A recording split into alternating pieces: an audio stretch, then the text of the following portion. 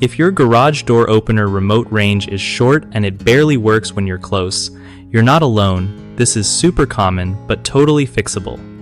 First off, check your batteries because weak or old ones kill the signal strength fast. Next, think about any stuff nearby that could be messing with the signal, like Wi-Fi routers, cordless phones, or even big metal objects. Try moving those away.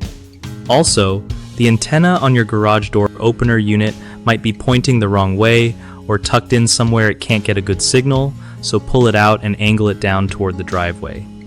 If your remote is super old, sometimes just upgrading to a newer model helps since tech improves.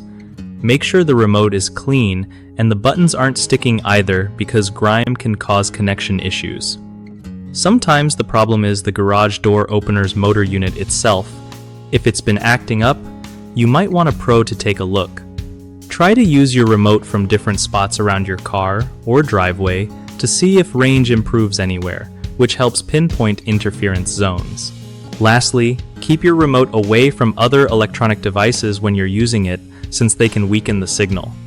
One of the biggest mistakes people make with short garage door opener remote range is ignoring dead batteries. Always swap them out first because it's an easy fix.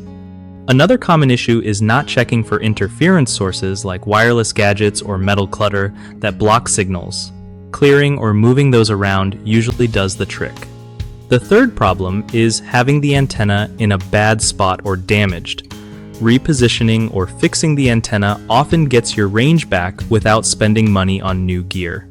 BigHomeProjects.com is awesome because it helps homeowners find trusted local contractors quickly without stress.